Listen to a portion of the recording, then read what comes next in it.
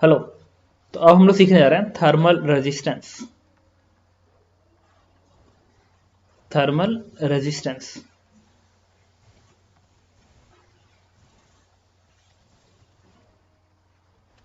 ठीक है। Thermal resistance and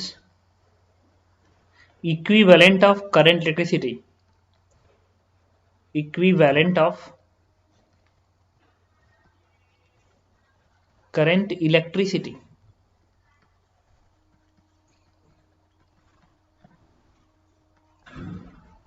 अब देखो, ये जो चैप्टर है हीट ट्रांसफर, वो करंट इलेक्ट्रिसिटी की सहायता से पढ़ाया जाता है। तो एक बार आप इस क्वेश्चन को करंट इलेक्ट्रिसिटी के क्वेश्चन में कन्वर्ट कर देते हैं तो आप करंट इलेक्ट्रिसिटी के सारे कॉन्सेप्ट लगा सकते हैं, सारे के सारे concept. Series resistance, parallel resistance, ठीक है, plus Wheatstone bridge, mirror symmetry, inverse of symmetry, ठीक है, इनफाइनाइट सिमेट्री, सारे के सारे कॉन्सेप्ट वैलिड हैं। किरचॉफ के सारे लॉज वैलिड हैं, तो इसमें सब कुछ वैलिड हो जाएंगे। तो सपोज करो, तो इसके लिए मैं कन्वर्जन कर रहा हूं। एक रॉड है इस तरीके से, जिसका क्रॉस सेक्शन ये ए के बराबर था, लेंथ मान लो एक्स के बराबर, ये लेंथ एक्स है, क्रॉस सेक्शन एरिया ए है, हर जगह सेम है, कंडक्टिविटी के है। तो जब तुम हीट ट्रांसफर की जब बात करते हो ना, dq बाई dt, उसको क्या लिखते हो? के a temperature difference T1 minus T2 delta T upon x, ये लिखते हो। अच्छा, ये dq बाई dt ये क्या है? रेट ऑफ हीट ट्रांसफर है। इधर से इधर कितना हीट फ्लो कर रहा है? dq by dt। इसको बोलते हैं हीट करंट, IH से रिप्रेजेंट करते हैं heat current, and this is dq by dt। This is dq by dt, okay. तो dq by dt is heat current and that is equal to ka delta t upon x। तो देखो, इस and से इस and की तरफ जो heat transfer हो रहा है, this is dq by dt is known as heat current, IH heat current, dq by dt is ka delta t upon x। तो जो व्हाट इज हीट करंट? पर सेकेंड किसी क्रॉस सेक्शन से कितना heat flow कर रहा है, उसको बोलते हैं हीट करंट। और करंट इलेक्ट्रिसिटी में एक वर्ड आता है करंट। करंट क्या है? पर सेकेंड कितना चार्ज फ्लो कर रहा है। चार्ज किस कलर क्वांटिटी है? पर सेकेंड कितना चार्ज फ्लो कर रहा है, ये करंट है। और रेट ऑफ हीट ट्रांसफर क्या है? पर सेकेंड कितना हीट फ्लो कर रहा है। तो दोनों एक ही जैसा हो गया ना। पर सेकेंड कितना चार्ज फ्लो कर रहा है, पर सेकेंड कितना हीट फ्लो कर रहा है। तो इसको बोलते हैं हम हीट करंट, और जो चार्ज फ्लो होता है उसको बोलते हैं हीट करंट बोलते हैं। तो ये जो dq बाई dt है ना, इसको IH से रिप्रेजेंट करते हैं, हीट करंट। और इसका बिहेवियर वैसे ही होता है जैसे करंट होता है इलेक्ट्रिसिटी में। बस फर्क क्या होगा कि इलेक्ट्रिसिटी में करंट का मतलब चार्ज फ्लो पर सेकेंड होगा, और इसमें हीट ट्रांसफर में हीट फ्लो पर सेकेंड होगा, चार्ज रिप्लेस बाई हीट। तो जहां पे dq बाई dt वहां पे IH लिख देंगे, IH। और ये डेल्टा टी को ऐसे रहने दो,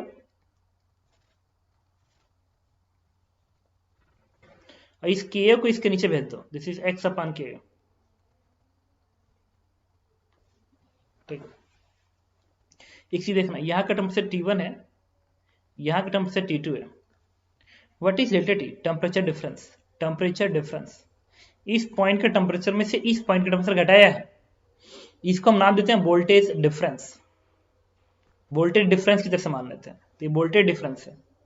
तो आई है, ये भी है, तो इलेक्ट्रिसिटी में क्या लिखते हो? V इक्वल्स टू IR होता है ना। तो आई बराबर क्या आता है? V upon R। तो हीट करंट है IH, अभी क्या है? वोल्टेज डिफरेंस, तो टेम्परेचर डिफरेंस। R रेजिस्टेंस, तो ये रेजिस्टेंस का रोल प्ले कर रहा है। अगर इसको इससे कंपेयर करा दीजिए, अभी के जगह पे डेल्टा टी रख दीजिए, तो इसको इससे कंपेयर कराइए, तो R का रोल X अपन के प्ले कर रहा है। तो इसको बोलते हैं थर्मल रेजिस्टेंस। अब एक नया फॉर्मूला बनाएंगे हम लोग, IH is equal to delta T divide by thermal resistance या हीट रेजिस्टेंस। इसको अलग से ध्यान रखोगे।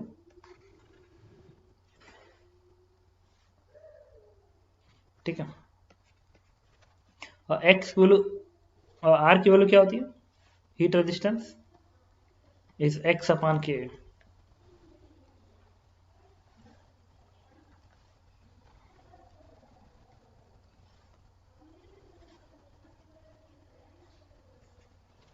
कोई पूछे हीट करंट कितना है, तो temperature difference upon heat resistance से डिवाइड कर दो। कोई पूछे हीट रेजिस्टेंस तो एक्स अपॉन के। अच्छा, ये फॉर्मूला तब वैलिड है जब व्हेन के एंड ए आर कांस्टेंट। के और ए कांस्टेंट, अगर ये के और ए कांस्टेंट नहीं है तो हीट रेजिस्टेंस के लिए आपको इंटीग्रेट करना पड़ेगा। This is integration of dx upon के। मतलब बेटर है कि ये dx लेंथ का पहले लिख लो। भाई x लेंथ का रेजिस्टेंस drh है, तो कोई पूछे सॉरी rh है, x लेंथ का रेजिस्टेंस rh है, तो dx लेंथ का रेजिस्टेंस drh होगा। दिस इज dx अपॉन के।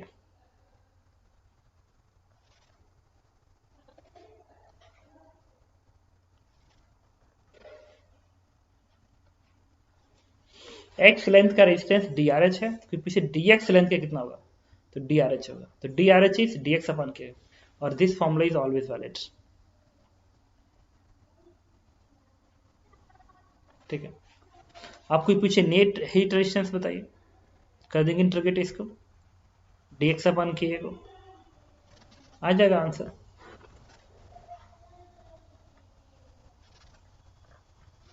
और इसके लिए क्या करेंगे, ये जो है ना जिस पे तुम ऐसे दिखा रहे हो, इस चीज को तुम कन्वर्ट करके ऐसे दिखा दोगे। इक्विवेलेंट सर्किट डायग्राम में बना रहा हूं, वर्ड है इक्विवेलेंट सर्किट डायग्राम। मतलब अगर ऐसा कहीं पे भी हो रॉड,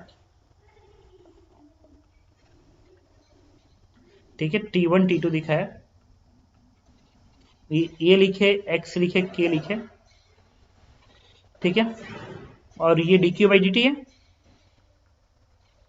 इसको चेंज कर दो इक्विवेलेंट सर्किट डायग्राम में, रेजिस्टेंस दिखा दो ऐसे, इसको हटा के एक रेजिस्टेंस बना देना, इस पर लिखना RH, ये वाला RH, और यहाँ पे क्या लिखाएंगे, टेम्परेचर T1, यहाँ क्या दिखाएंगे T2, इसमें करंट क्या दिखा दोगे, करंट दिखाओगे IH, ये वाला IH, तो इतने को इसमें चेंज कर दोगे। मतलब एक रॉड को रेजिस्टेंस में चेंज कर दिया, और रॉड को अगर रेजिस्टेंस में चेंज कर दिया तो करंट इलेक्ट्रिसिटी के सारे कॉन्सेप्ट वैलिड हो जाएंगे। करंट इलेक्ट्रिसिटी के सारे कॉन्सेप्ट वैलिड हो जाएंगे। तो आप करंट इलेक्ट्रिसिटी के सारे कॉन्सेप्ट यूज करिए। ठीक है, तो एक बार आपने इस पार्ट को इसमें कन्वर्ट कर दिया, ठीक है, इसका मतलब कि आप करंट इलेक्ट्रिसिटी के सारे कॉन्सेप्ट यूज कर सकते हो। बस वहां पे जहां वोल्टेज डिफरेंस लिखते हो या फिर टेम्परेचर डिफरेंस लिखोगे, रेजिस्टेंस एग्जैक्टली सेम, बट इसको हीट रेजिस्टेंस बोलेंगे, वो रेजिस्टेंस होता है, बाकी कुछ अलग नहीं होता है। पैरेलल, सीरीज, ठीक है, point of symmetry, mirror of symmetry, inverse of symmetry, ठीक है, सेम पोटेंशियल मेथड, ये सब के सब वैलिड है। ठीक है, इलेक्ट्रिसिटी के सारे कॉन्सेप्ट, किरचॉफ लॉ, सब के सब वैलिड है। चलिए क्वेश्चन करता हूं। जैसे इलेक्ट्रिसिटी में क्या बताया जाता है, सीरीज कॉन्सेप्ट। सीरीज कॉन्सेप्ट में क्या होता है कि अगर ये रेजिस्टेंस सपोज करो ऐसे ऐड है, रेजिस्टेंस R1 है, R2 है, R3 है, तो कोई पूछे इसका इक्विवेलेंट रेजिस्टेंस बताइए, इक्विवेलेंट रेजिस्टेंस, तो इसके जगह पे सिंगल रेजिस्टेंस लगा देंगे, that is R1 plus R2 plus R3, ये इक्विवेलेंट रेजिस्टेंस है, तो इसको हटा के लगा सकते हैं। वैसे ही कोई पूछे पैरेलल कॉम्बिनेशंस, तो अगर ये रेजिस्टेंस है, ये रेजिस्टेंस है, ये भी रेजिस्टेंस है, ये R1 है, ये R2 है, ये R3 है, तो जो इक्विवेलेंट बनेगा उसके जगह पे सिंगल रेजिस्टेंस लगाइए, तो आएगा 1/R बराबर 1/R1 प्लस 1/R2। कोई पूछे व्हीटस्टोन ब्रिज,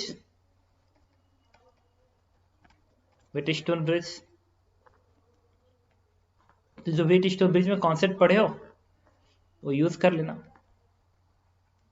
कि अगर ये R1 है या R2 है या R3 है या R4 है, ये R है, तो इस पूरे डायग्राम को तुम ऐसे बना सकते हो,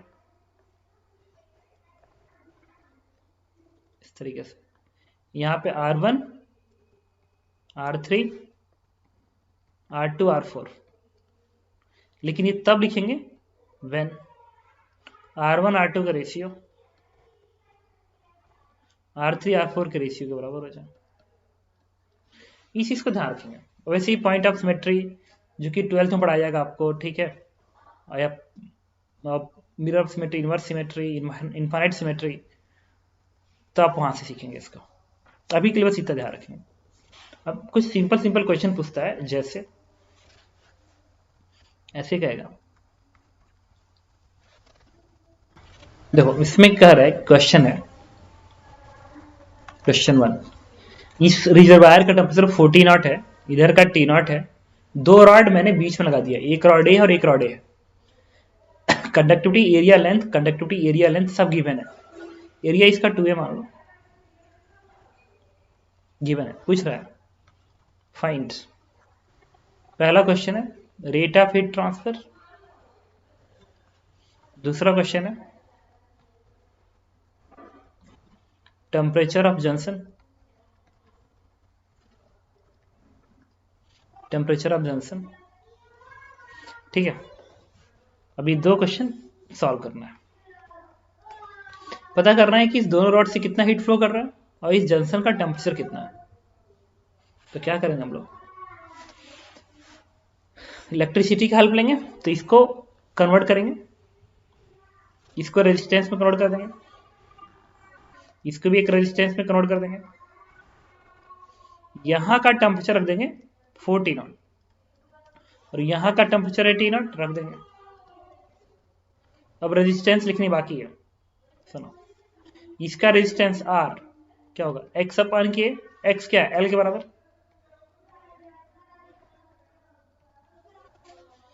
तो इसका रेजिस्टेंस मान लो R L अपान के है, इसको R1 लिख लिया और R1 है, और ये रेजिस्टेंस R2 कितना आएगा, x अपान के, x क्या है इसका, L है, लेंथ L है ना, तो x अपान के कितना है 2k और एरिया क्या है 2a, तो बोलो क्या बन गई, L अपान 4ka बन गया। तो यहाँ पे लिखा R1, यहाँ पे लिखा R2, तो ये रेजिस्टेंस इसका है और ये रेजिस्टेंस इसका है, इसलिए। अच्छा, दोनों क्या सीरीज में है और एक बार इसमें कन्वर्ट हो गया, then you can use all concept of current electricity. ये दोनों क्या सीरीज में है, हाँ, अगर दोनों सीरीज में है तो इक्विवेलेंट रेजिस्टेंस क्या लिखोगे, सीरीज में तो R1 प्लस R2, तो 40 नॉट मान लो, इसको T नॉट मान लो। अब सिंगल रेजिस्टेंस बन गया, तो कोई पूछे इससे कितना हीट फ्लो करेगा, तो जो delta Q by delta T होगा, मतलब जो हीट करंट IH होगा, उसकी वैल्यू होगी टेम्परेचर डिफरेंस, इस टेम्परेचर से डिफरेंस टेम्परेचर घटा दो, 40 not minus T naught divide by ये वाला resistance R1 plus R2, R1 plus R2 यहां से निकाल सकते हो, तो वो कितना आएगा, L अपान के प्लस L अपान 4k, तो ये बनेगा 4 का टर्म 3 ऊपर जाएगा ना, 4 यहां मल्टीप्लाई कर लो, 4 यहां भी कर लो, तो बनेगा क्या 3T not into 4k divide by 5L। तो ये हीट करंट मिल गया, the answer of first part. Delta Q by delta T की वैल्यू निकाल लिया। अब क्वेश्चन में कह रहा है कि बताइए इस जंक्शन का टेम्परेचर क्या होगा, तो ये जंक्शन यहाँ पे तो है, मान लो टेम्परेचर T है।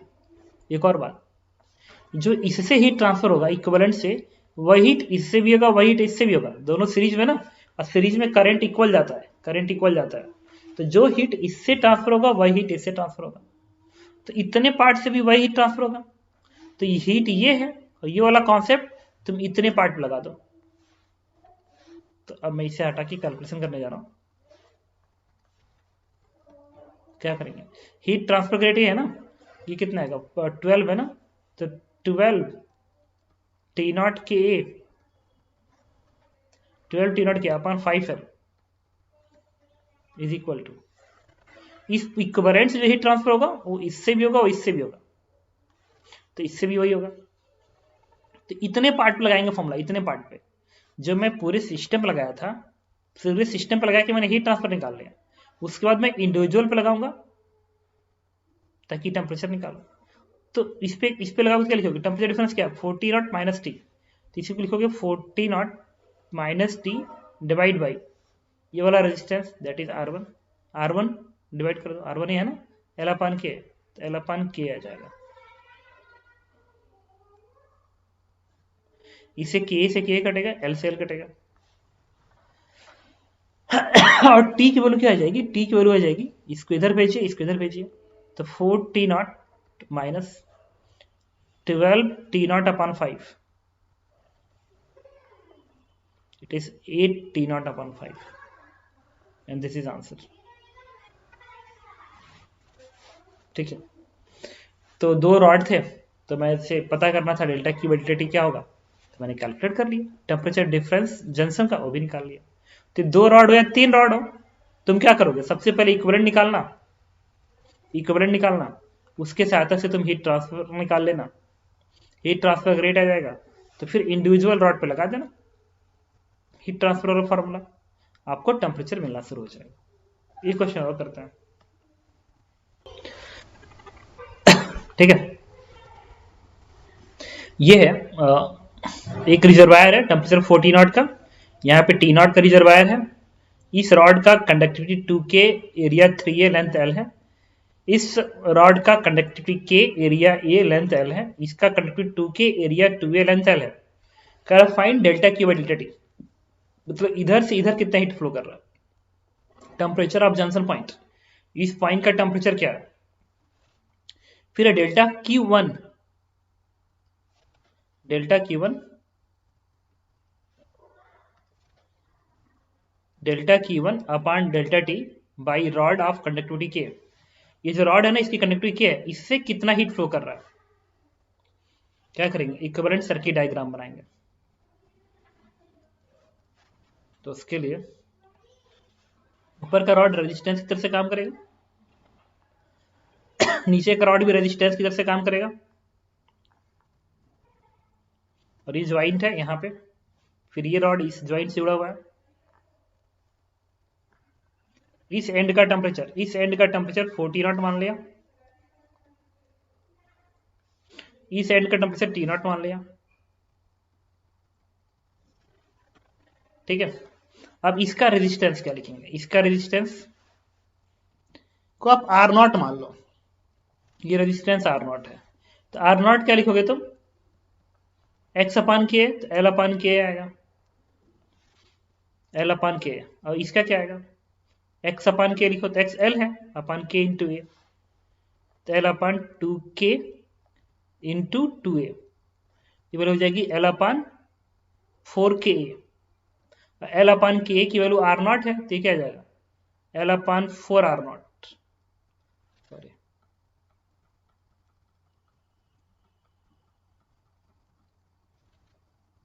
तो L अपान के कितना, L अपान के R नॉट है ना, तो 1/4 है, this is R not by 4, तो इसका रेजिस्टेंस R नॉट बाई 4 कर लो। सिमिलरली इसका रेजिस्टेंस X अपान के, X क्या L है, तो L अपान के कितना इसका 2K है, और ये कितना 3A है, this is L upon 6K है, और L अपान के कितना है, L अपान के R नॉट है, तो R नॉट बाई 6, इसको उठा के यहाँ प्लेस कर दो, तो ये पूरा पूरा सर्किट डायग्राम इसमें कन्वर्ट हो गया, ऊपर का रेजिस्टेंस, नीचे का रेजिस्टेंस और ये रेजिस्टेंस, ठीक है। अब देखो क्या, ये दोनों पैरेलल हैं, तो पैरेलल कॉन्सेप्ट लगा लेना, ये दोनों इसके साथ सीरीज में, तो सीरीज कॉन्सेप्ट लगा लेना, आ जाएगा आंसर। तो चलो ये दोनों पैरेलल हैं, तो क्या लिखोगे, पैरेलल के लिए होता है 1/R1 प्लस 1/R2, या R1 R2 अपन R1 प्लस R2, तो R1 R2, तो R not into R not by 4, R1 R2 upon R1 plus R2, इसका इक्वलेंट बन गया। तो कितना आएगा देखो, दिस इज 4R0/5, ये तो इसका रेजिस्टेंस बन गया। तो इस सर्किट को अब तुम चाहो तो ऐसे भी लिख सकते हो, बना सकते हो एक नया सर्किट डायग्राम इस तरीके से। यहाँ का टेम्परेचर कितना है, 4 T0 है, यहाँ कितना है, T0 है। और इन दोनों का इक्विवेलेंट निकाल के 4R0/5 यहाँ पर रख दो, 4R0/5 यहाँ रख दो, और ये कितना है, R0/6 यहाँ रख दो। और ये जो ज्वाइंट है ना, यही वाला ज्वाइंट है। अब कोई पूछे कि इससे कितना हीट फ्लो करेगा, इससे कितना हीट फ्लो करेगा, इससे कितना हीट फ्लो, दोनों सीरीज में आएगा ना, सीरीज में, तो R1 प्लस R2, तो जो delta Q by delta T तुम लिखोगे heat flow, this is conductivity, नहीं temperature difference upon equivalent resistance. तो टेम्परेचर डिफरेंस क्या है, 4 T0 8 T0, घटा दो आपस में, 4 T0 minus T0 it is 3 T0 and divide by, ये दोनों रेजिस्टेंस सीरीज में है तो जोड़ दो, सीरीज में R1 प्लस R2 होता है।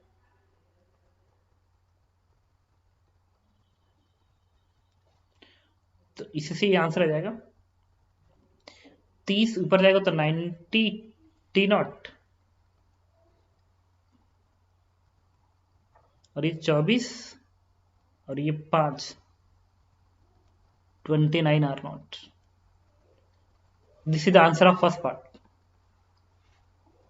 और आंसर L और K के टर्म में दिया होगा, L और K के टर्म में, तो जो R0 लिखो L अपान K, इसी को उठा के यहाँ रख देना, आ गया delta Q by delta T।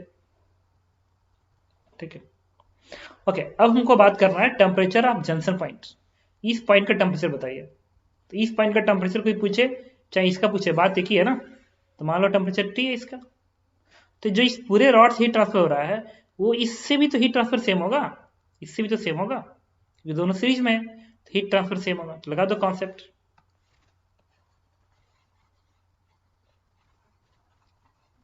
तो क्या करेंगे सेकेंड क्वेश्चन के लिए, हीट ट्रांसफर रेट कितना है, 19 T0 upon 29 R0 is equal to, heat transfer का रेट ये है, temperature difference 4 T0 minus T and divide by temperature difference divide by ये वाला रेजिस्टेंस 4R0/5 है ना, तो 5 का टर्म ऊपर भेज दो, तब 4R0/5 लिखोगे यहाँ पे 5, तो डिवाइड बाई 5 लिखोगे ना, तो 5 ऊपर चला जाएगा, R0 से R0 कट गया। तो इससे T की वैल्यू क्या आ गई, इससे T की वैल्यू आ गई, T की वैल्यू ये 5 से कटेगा 18 बनेगा ना, तो T इधर भेजो तो बनेगा, ये 5 से 5 कट गया था ना, तो ये क्या था,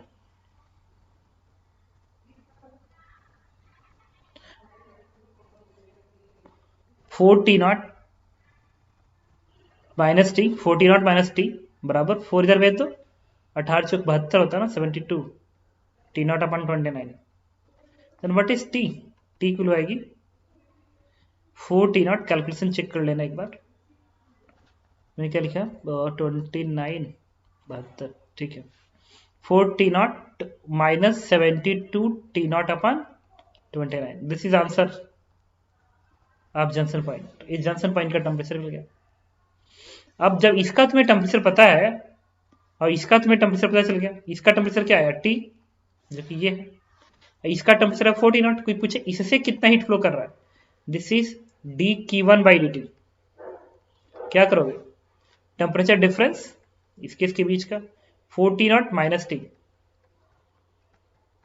डिवाइड बाई इतने पार्ट का रेजिस्टेंस, इतने पार्ट का रेजिस्टेंस आर ही तो है, आर ही तो है, आर को ही तो तुमने लिखा था, R0 ही तो है, R0 से डिवाइड कर दो, एंड दिस इज आंसर आप थर्ड पार्ट।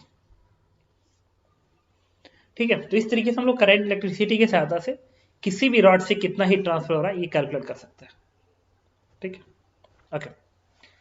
अब आते हैं एक और क्वेश्चन करते हैं।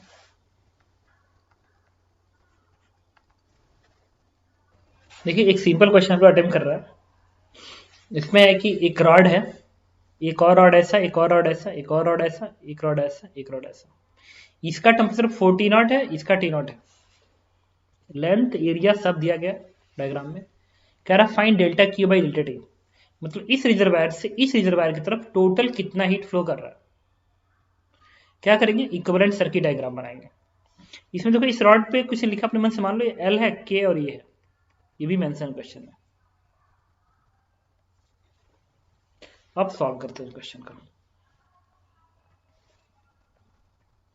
इक्विवेलेंट सर्किट डायग्राम बनाएंगे। तो 40 नॉट, इस रेजिस्टेंस को यहां लिख दिया, इस रेजिस्टेंस को ऐसे दिखाएंगे, इस रेजिस्टेंस को ऐसे दिखाएंगे, इस रेजिस्टेंस को ऐसे दिखाएंगे, इस रेजिस्टेंस को ऐसे दिखाएंगे, इस रेजिस्टेंस को ऐसे दिखाएंगे, लिख देंगे टेम्परेचर टी नॉट इस एंड का, और इस एंड का टेम्परेचर क्या 40 नॉट।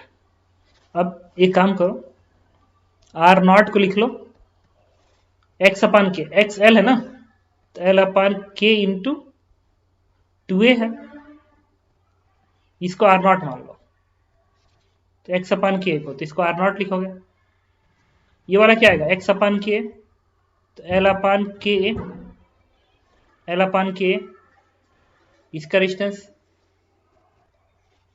तो यहाँ पे 2 मल्टीप्लाई कर दो, 2 मल्टीप्लाई कर दो, तो कितना आ जाएगा, देखो एल अपान के टू ए, एल अपान के टू ए, आर नॉट से क्या आएगा 2 आर नॉट आएगा, इसको 2 आर नॉट यहाँ लिख दो। अच्छा ये भी एल के एल के एल के, ये भी एल के, ये भी एल के, तो ये भी 2 आर नॉट बनेगा। ये क्या बनेगा, नीचे वाला रॉड एल अपान के इंटू ए बाई 2 है ना, ए बाई 2 है, तो ए बाई 2 करो, 2 पर आएगा तो 12 बन जाएगा। और एल अपान के देखो, और एल अपान के टू ए आर नॉट है ना, तो 2 यहाँ भी मल्टीप्लाई कर दो, 2 पर ही मल्टीप्लाई कर दो, तो क्या बन गया एल अपान 2 के, एल अपान 2 के, एल अपान 2 के, आर नॉट है तो 2 इंटू 2 4 आर नॉट आएगा, तो यहाँ पे लिख लो 4 आर नॉट। अब बात करेंगे इसकी, इस वैल्यू की, तो इसको भी अलग से कैलकुलेट कर लेंगे। ये सब कैलकुलेशन कर रहा हूँ आर नॉट के टर्म में, हालांकि तुम इसके भी टर्म में लिखोगे तो भी कोई दिक्कत नहीं, बट कैलकुलेशन यहाँ से इजी हो जाएगा। आर नॉट है तो कट जाएगा, कैंसिल हो जाएगा, बाद में ऐसे लिखाना। बस इस चीज को ध्यान रखेंगे कि आर नॉट जो है तुम्हारा इसके बराबर है, बाकी तो कैलकुलेशन का हेल्प हो रहा है। एक्स अपन के, एक्स एल बाई 2 है तो एल बाई 2, के कितना है 2k इंटू ए, देखो एल अपान के टू ए आर नॉट है, तो L upon 2k A R naught है, तो आएगा आर नॉट बाई 2, तो यहां लिख लेंगे आर नॉट बाई 2। अब बात करेंगे इसका, इस रॉड का रेजिस्टेंस, तो x क्या है एल बाई 2, तो एल बाई 2 के एक्स अपान के, तो एक्स अपान के, तो एक्स एल बाई 2 और K into A, L upon 2k, L upon 2k R naught है, यहां लिख लो आर नॉट। अब देखो इसमें, अब कैलकुलेशन के लिए पहले से हटा दो,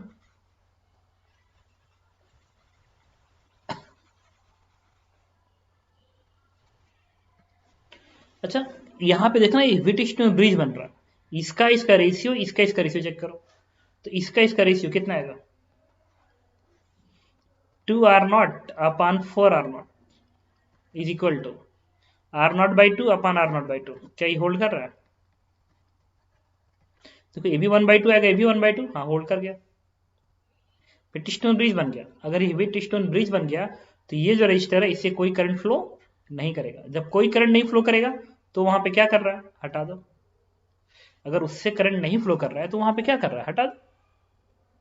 अब देखो ये दोनों किस में आ गए, सीरीज में, सीरीज में, तो दोनों जोड़ दो R1 प्लस R2, तो पूरा सर्किट डायग्राम को मैं ऐसे दिखा सकता हूँ, आर नॉट यहाँ पे और ये 2 आर नॉट बाई 2 सीरीज में, इक्विवेलेंट क्या आएगा R1 प्लस R2, तो 2 दूनी 4 1 5, तो बनेगा 5 R naught by 2,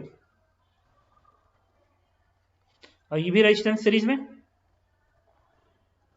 4 R naught it is 5 R naught, ये दोनों आपस में पैरेलल, तो इक्विवेलेंट क्या लिखोगे R1 R2 अपन R1 प्लस R2, तो 5/2, तो 5/2 इंटू 5 डिवाइड बाई 5/2 प्लस 5, तो ये वैल्यू आ जाएगी R1 R2 अपन R1 प्लस R2, तुम R0 यहाँ लिखना, R0 यहाँ लिखना, R0 यहाँ पे R0 लिखना, देखना वैल्यू कितनी आएगी। तो ये R0 बस बचा रहेगा, बाकी कैंसिल आउट हो जाएगा। लिखना भाई R1 R2 अपन R1 प्लस R2, तो ये कितना आएगा, 2 से 2 कटेगा, 25 आएगा ऊपर से, 5 दूनी 10, 15 आएगा नीचे से, तो 5 15 नहीं, 55 25, 5 15, 5/3। तो इसके जगह पे तुम एक सिंगल इक्विवेलेंट लिख सकते हो, कितना, R0 ए, और इसके जगह इसका इक्विवेलेंट कितना लिखेंगे, 5/3 R0, 5/3 R0 बन गया इतना। इस एंड का टेम्परेचर क्या है, 4 T0, इस एंड का टेम्परेचर क्या है, T0। तो हीट ऐसे फ्लो करेगा, जो ये हीट का फ्लो आएगा that is delta Q by delta T, this is temperature difference, इसमें से इसका घटा दो, 4 T0 minus T0 is 3 T0 divide by, दोनों रेजिस्टेंस सीरीज में है तो R1 plus R2, and this is answer. R0 की वैल्यू प्लेस कर देना, आंसर मिल गया। तो जब भी ऐसा क्वेश्चन देगा तो क्या करेंगे, आप इक्विवेलेंट सर्किट डायग्राम में जाएंगे, सॉल्व करेंगे, आंसर हो जाएगा। ये क्वेश्चन और करते हैं इस तरीके से। देखिए इस क्वेश्चन में क्या रहा है कि एक रॉड ए है जिसका लेंथ L, कंडक्टिविटी के एरिया ए है, एक रॉड ए है, एक ये रॉड है बीच का, एक ये रॉड है बीच का, जिसका लेंथ, कंडक्टिविटी के और एरिया दिया गया। इसका टेम्परेचर 4 T0 है, इसका T0 है, इसका 10 T0 है। पूछ रहा है find heat flow through the middle rod, इस रॉड से कितना हीट फ्लो करेगा। तो इक्विवेलेंट सर्किट डायग्राम बनाएंगे, इसका इक्विवेलेंट सर्किट डायग्राम, रेजिस्टेंस आप ऐसे दिखाएंगे, टेम्परेचर यहाँ का आप 4 T0 दिखा दीजिए, और इस रेजिस्टेंस को आप लिख लीजिए R बराबर X अपान के, L अपान के, इसको R0 लिख लीजिए, लिख लिया R0। ये जो रॉड है उसको आप ऐसे दिखाएंगे, इस एंड पे दिखाएंगे, ये L/2 के है ना, तो क्या बनेगा X अपान के, तो बन गया L अपान 2 के, L अपान के R0 है, तो क्या आएगा R0/2, लिख लीजिए यहाँ पे R0/2। अब इस एंड से यहाँ पे ये वाला रजिस्टर है, और ये इंफॉर्मेशन सेम है, तो रेजिस्टेंस सेम आ जाएगा, X अपान के, ये T0 है तो यहाँ भी T0 लिखो। ये क्या है L/2 के का है, ये बोला, तो ये रॉड सेम है, तो रेजिस्टेंस सेम लिखो R0/2। ये रॉड सेम है, टेम्परेचर 10 T0 लिखो, ये भी R0, ये बन गया। आप क्या करेंगे, पता करना है कि इस रॉड से कितना हीट फ्लो करेगा। तो हम लोग क्या करेंगे, ये दोनों सीरीज में ना, जहां तक सीरीज दिख रहा हो सीरीज कॉन्सेप्ट लगा लो, तो इस पूरे को हटा के एक नया सर्किट डायग्राम हम लोग जनरेट करेंगे, नया circuit diagram, and that is ये सीरीज में है, तो आप दिखाओगे एक रेजिस्टेंस इस तरीके से,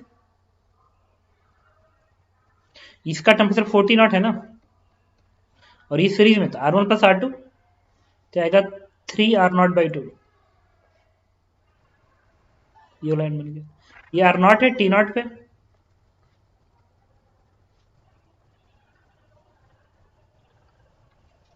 और ये भी सीरीज में R0/2, तो एक सिंगल रेजिस्टेंस लगा लो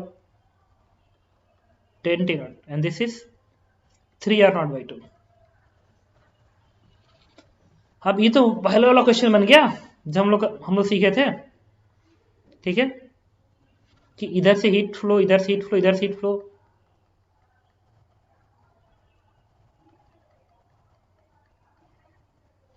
तो इधर से मान लो कि 10 T0 ज्यादा है, तो इधर से हीट आ रहा है, ऐसे इधर से हीट आ रहा है, इधर को हीट जा रहा है, मान लो टेम्परेचर यहाँ कट्टी है, तो क्या लगाएंगे, कॉन्सेप्ट यूज करेंगे, इधर से हीट कितना फ्लो करेगा, x temperature difference upon resistance, तो 4 T0 माइनस टी, तो 4 T0 minus T upon resistance क्या है 3 R0/2, प्लस ये वाला हीट मिल गया, इधर से इधर कितना हीट फ्लो करेगा, तो it is 10 T0 minus T and divide by 10 T0 minus T divide by ये वाला resistance 3 R0/2, and this is equal to, ये रेजिस्टेंस इस हीट का एडिशन इसके बराबर आएगा, और ये हीट कितना होगा, T minus T naught divide by resistance R naught. जब तुम इसको सिंप्लीफाई करोगे ना तो इससे तुम्हें T मिल जाएगा, जंक्शन का टेम्परेचर मिल जाएगा। After simplifying this equation we will find T। और एक बार ये T मिल गया तो मिडिल रजिस्टर यही है ना, तो इससे जो हीट फ्लो करेगा, अगर ये I है तो I की वैल्यू क्या होगी, दिस इज, अच्छा इसमें आंसर ये नहीं है, इसे T निकाल लोगे तो I क्या होगा, temperature difference T minus T naught divide by ये वाला रेजिस्टेंस R नॉट, प्लेस कर दो, ये तुम्हारा आंसर आएगा। तो इस तरीके से मैंने आपको क्या बताया, इक्विवेलेंट सर्किट डायग्राम पे बेस पे क्वेश्चन करवाया। एक और क्वेश्चन कर लेते हैं, ऐसा देता है, कहेगा कि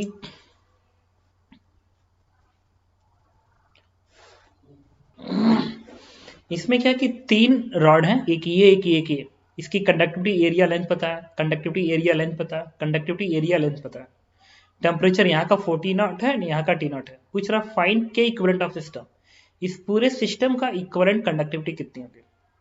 ठीक है, तो देखिए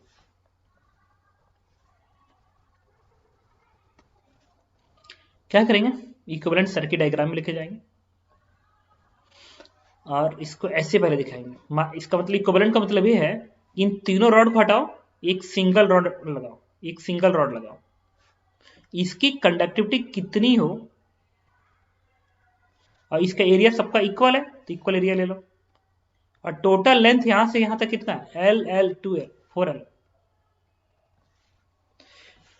तो ये के इक्विवेलेंट इस पूरे सिस्टम का के इक्विवेलेंट कहलाएगा अगर इस सिस्टम का रेजिस्टेंस और इस अकेले का रेजिस्टेंस इक्वल हो जाए। तो के इक्विवेलेंट को डिफाइन कैसे किया गया, K equivalent is defined as if resistance, if all rods is replaced by a single rod, then heat transfer from system of rod is equal to heat transfer from a single rod. Then K equivalent of this rod, single rod, is equivalent conductivity of the system of rod. मतलब इन तीनों rod को हटा के एक single rod लगाया जाए और ये सिंगल रॉड उतना ही हीट फ्लो करवाए जितना ये 3 रॉड फ्लो करवाता है, तो इस सिंगल रॉड का के इक्विवेलेंट इस सिस्टम का के इक्विवेलेंट कहलाएगा। और टेम्परेचर डिफरेंस एकदम सेम आएगा, ये 40 नॉट 80 नॉट ऐसे लिखेंगे। अब देखो हीट ट्रांसफर का रेट क्या होता है, हीट ट्रांसफर होता है टेम्परेचर का डिफरेंस डिवाइड बाय रेजिस्टेंस। तो टेम्परेचर डिफरेंस देखो सेम है, इसके बीच का सेम है, जो यहाँ पे है वही यहाँ पे है। इसका मतलब कि, और ये सेम होना चाहिए अकॉर्डिंग टू डिफिनेशन, इसका मतलब रेजिस्टेंस सेम होना चाहिए। तो इस सिस्टम का रेजिस्टेंस और सिंगल का रेजिस्टेंस अगर इक्वल आ जाता है तो मैं कहूंगा कि इससे जो हीट ट्रांसफर होगा वही ट्रांसफर इससे भी होगा।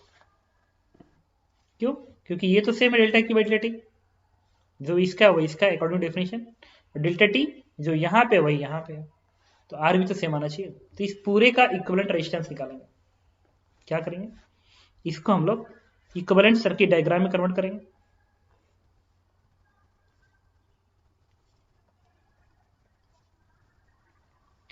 ये क्या है, एक्स अपान के, तो एक्स एल है ना, लेंथ एल है, तो एक्स अपान के तो एल अपान के बनेगा।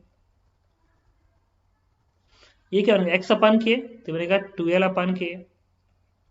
ये क्या बनेगा, एक्स अपान के तो एल है अपान 2K बनेगा। और इसका क्या बनेगा इक्विवेलेंट सर्किट डायग्राम, इसका x कितना 4L अपान के इक्विवेलेंट इनटू ए।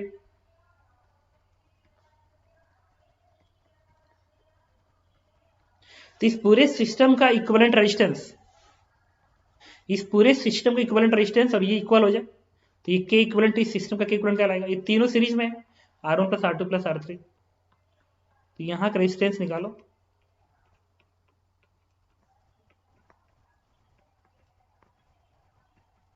तीनों का डिस्टेंस आ गया, और वही सिंगल का होना चाहिए, तो 4L अपन के इक्विवेलेंट इंटू ए, तो L अपन ए से L अपन ए से L अपन कैंसिल हो गया, तो इससे क्या आएगा 1 अपन के प्लस 2 अपन के प्लस 1 अपन 2 के बराबर 4 अपन के इक्विवेलेंट।